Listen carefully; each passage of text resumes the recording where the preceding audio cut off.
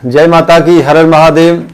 श्री परिवार चैनल में आप सबका बहुत बहुत स्वागत है। और श्री परिवार चैनल को आप लोग सब्सक्राइब अवश्य किया करें। सब्सक्राइब करेंगे तो ये चैनल और भी बढ़ेगा। और आप लोगों ने बहुत दिनों से अपना प्यार, अपना सम्मान श्री परिवार चैनल को दिया है। कुछ समय से मेरी वीडियो थोड़ी नहीं आ पा रही थी, कुछ हम साधनाओं में व्यस्त थे, कुछ कार्यक्रम में बहुत ज़्यादा व्यस्त होने की वजह से काफ़ी समय से हमारे वीडियो नहीं आ रहे थे, लेकिन अब आएंगे, ये आपको बता रहे हैं। एक विशेष रूप से समस्या हमारे सामने आई कि मैं काफ़ी लोगों की कुंडली मैंने देखा, बहुत लोगों से मेरी बात हुई सूर्य पितृ दोष के विषय में। बहुत से लोग कहते हैं ये क्या होता है, सूर्य पितृ दोष का संबंध क्या है, सूर्य क्या करता है। आपको बताएंगे कि सूर्य अगर वृषभ राशि का है, सूर्य अगर तुला राशि का है, तो व्यक्ति के अंदर काम करने की प्रवृत्ति तो बहुत होती है, परंतु उसकी इच्छा जल्दी पूरी नहीं होती। जहां से वो चलता है, चलते चलते जहां से चलेगा फिर वहीं आगे खड़ा हो जाता है। कार्य करने की उसके अंदर प्लानिंग बहुत होती है, बहुत काम करने में उसके अंदर प्रवीणता रहती है। लेकिन अगर कहीं उसका सूर्य अरिष्ट है, अब देखिए कुंडली में उच्च का ही अगर सूर्य है बैठा है, मान लीजिए उच्च का ही सूर्य बैठा है, उसको राजभंग योग कहते हैं। और यही अगर दसम भाव का सूर्य अष्टम भाव में बैठ जाओ तो व्यक्ति काम करते करते पैर के तालुएं घिसक जाती हैं।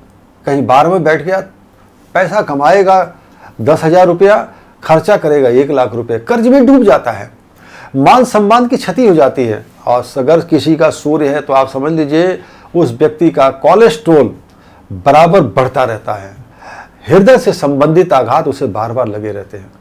तो हम क्या करें जिसके वजह से हमारा सूर्य पितृदोष की शांति हो।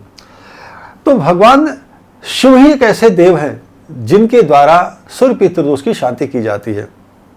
तो सबसे पहले आइए इसके शांति का हम विधान बताते हैं कि कैसे कैसे ये किया जाता है। जिस व्यक्ति का सूर्य पितृदोष है वो लोग क्या करें कि सबसे पहले ध्यान रखें इसकी पूजा होती कब है।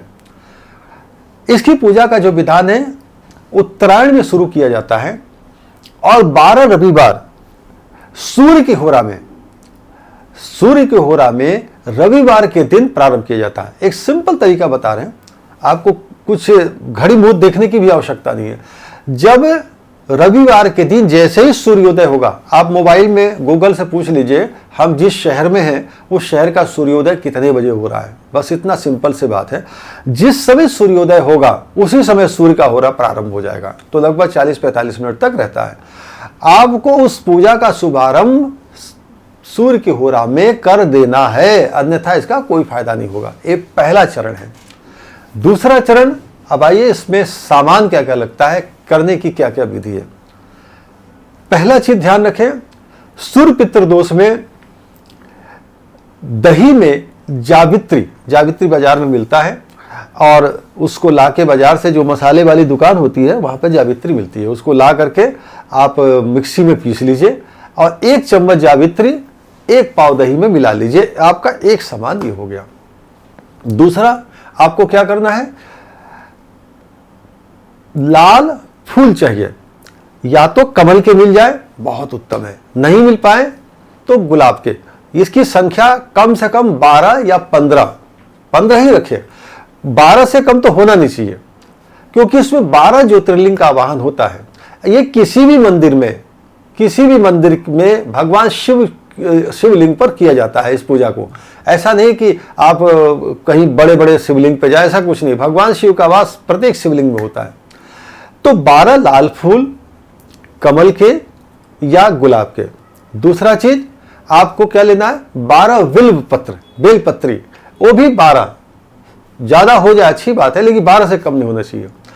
अब फल लेना है, फल भी लाल ही लेना है, जैसे सेब आ रहा है, बहुत सारे फल आते हैं लाल, वो लेना है। उसके साथ आपको क्या करना है, थोड़े कपूर ले लीजिए। कपूर के बाद आपको क्या करना है कपूर है, चंदन ले लीजिए, जैसे त्रिपुंड लगाया जाता है, चंदन है, रुद्राक्षी माला ले लीजिए और इत्र लीजिए।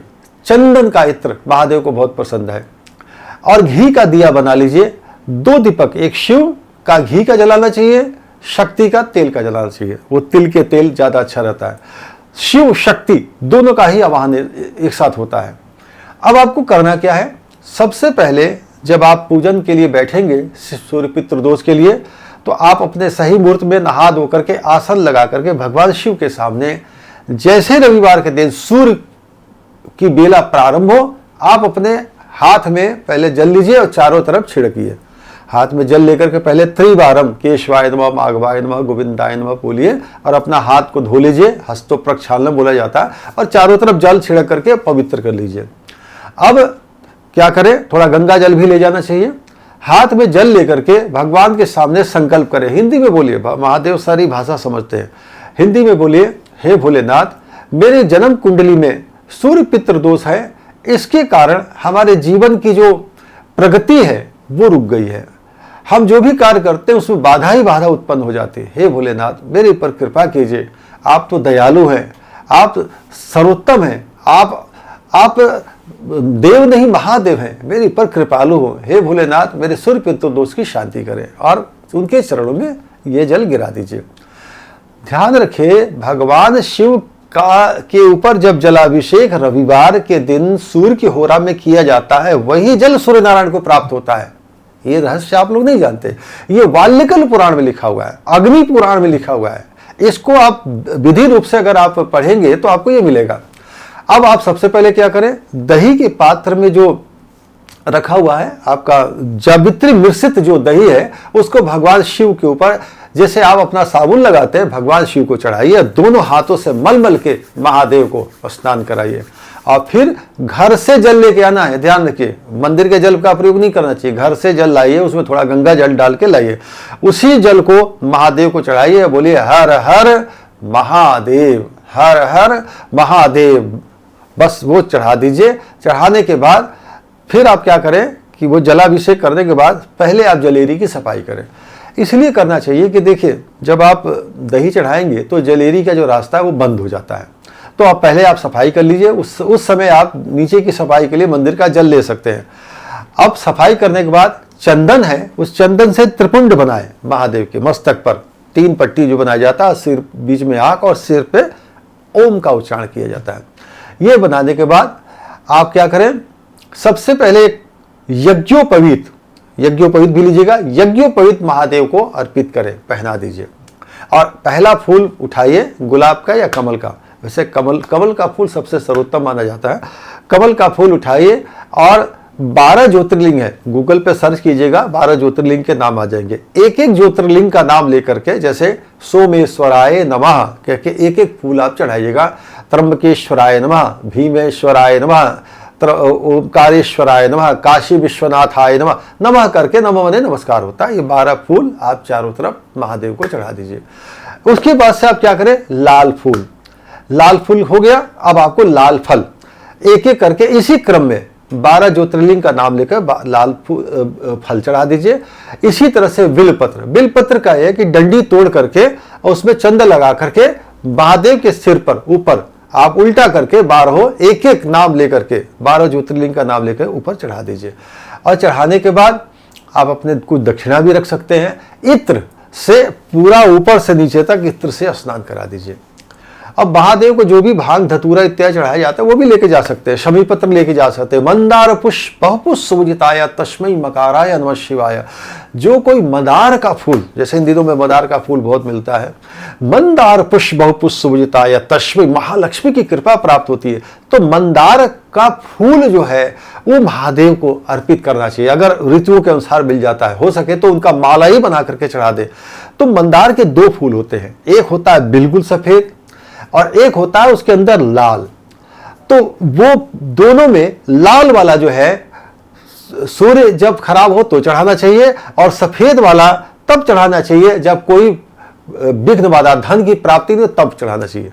और जब आपत्ति काले मर्यादा नास्ते, अगर कुछ नहीं मिल पा रहा तो वैसे भी चढ़ा दीजिए। तो मंदार का फूल चढ़ाने से वैसे लक्ष्मी की भी प्राप्ति होती है। चढ़ाने के बाद आप क्या करें, आप वहां पर बाबा के सामने दीपक को प्रज्वलित करें, घी के और तेल का दीपक प्रज्वलित करें और अपने आसन पर बैठ जाए। और आप वहां पर बैठ करके एक मंत्र का जाप करें रुद्राक्ष माला से। जैसे मैं आपको दिखा रहा हूं कि माला, देखिए ये रुद्राक्ष ही है।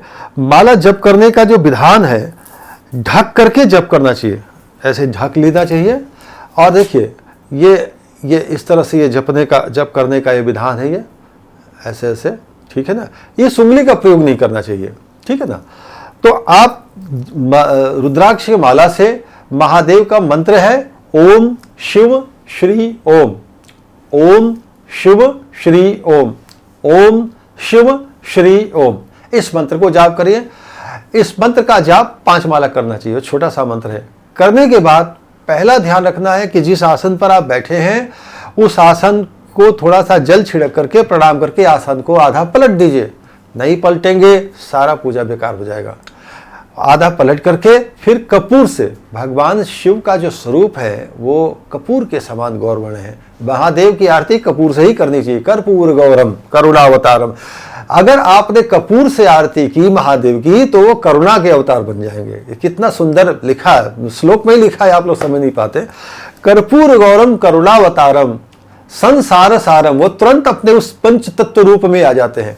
तो कपूर से आरती करते ही देव महादेव अपने संपूर्ण अंशों सहित मां पार्वती, गणेश, नंदी सबके साथ विराजित हो जाते हैं। अब कपूर की आरती करने के बाद थोड़ा ओम जय शिव ओमकारा हर जय शिव ओमकार, जो सिंपल आरती है उससे करें और आरती को थोड़ा सा जल घुमा करके फेंक दें और फिर ठंडी आरती दे दें और फिर खुद आरती लेकर के वहाँ बैठ जाए। अब ऐसे करके आंचल फैला करके बाद में बाबा से कहें, बाबा मैंने बड़ी श्रद्धा से आपकी पूजा की है, मेरे सूर्य पितृदोष की शांति कर दीजिए, इतनी कृपा करें ताकि मेरा विकास प्रारंभ हो जाए, हम अपने जीवन में तरक्की का मार्ग प्रशस्त हो जाए, ऐसी कृपा करें। और महादेव को प्रणाम करके और वहाँ जो भी आचार्य हो, छोटा हो बड़ा हो, उसका वंदन करना चाहिए। महादेव कहते हैं कि जो मेरे दासों के दास का सम्मान करता है मैं उसके हृदय में वास करता हूं, क्योंकि जो पुजारी वहां पोछा लगाता है, झाड़ू लगाता है, मैं उसके हृदय में वास करता हूं। इसलिए ये मत पूछिए कि वो पंडित है, ब्राह्मण है, महादेव की सेवा करता है, वो पूजनीय है। उसके चरण स्पर्श कीजिए, आशीर्वाद दीजिए, हो सके तो कुछ दक्षिणा दीजिए और अपने घर चले आइए। पर घर जब आए तो आपको मंत्र का जाप करते हुए आना, फालतू की किसी से बात नहीं करना। ओम शिव श्री ओम, ओम शिव श्री ओम, ओम शिव श्री ओम करते हुए घर आ जाइए। अब आपको करना क्या है, घर के चौखट पे आए, घर के चौखट को प्रणाम कीजिए, आपका व्रत पूरा हो गया। भोजन कर सकते हैं, लहसुन प्याज का भोजन नहीं करना चाहिए, बाकी सात्विक भोजन कुछ भी करें, मीट मच्छी ये सब चीज नहीं खाना चाहिए। हाँ, ये ध्यान रखें अगर हो सके तो नमक का त्याग कर देना चाहिए। अगर आप कर सकते हैं तो, नहीं कर सकते तो कोई बंदिश नहीं है, सेंधा नमक फिर भी ले सकते हैं। अब शाम के समय सूर्यास्त जब होगा तो आपको क्या करना है, एक दीपक बनाना है और 1 लोटे जल में रोली और थोड़ा शक्कर डाल करके डूबते हुए सूर्य, जब सूरज अस्त हो रहे हो उन्हीं को जलाभिषेक कीजिए। मोबाइल पर सर्च करके देख लीजिएगा सूरज कब अस्त होने वाले, डूबने वाले कब है, उनको जलाभिषेक करें और 3 परिक्रमा खड़े खड़े लेके प्रणाम कर ले और वहां पर एक दिया जला दे घी का। और वहां पे क्या सुनना है, मोबाइल पे सर्च कीजिएगा तो आपको मिलेगा सूर्याष्टकम स्तोत्र, सूर्याष्टकम स्तोत्र, बस इसका श्रवण कर लीजिएगा। आप निश्चित जानिए 12 रविवार करिएगा, मेरा गारंटी है, दावा है, आपके प्रगति को कोई रोक नहीं सकता।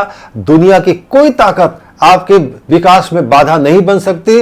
अगर सूर्य खराब है तो वही सूर्य आपके लिए फलदायी बन जाएगा। जिस तरह सूर्य हमेशा चमकता है, रोज दिन में उजाला देता है, आपके जीवन में उजाला आएगा, हर चीज में आपको प्रसन्नता प्राप्त होगी।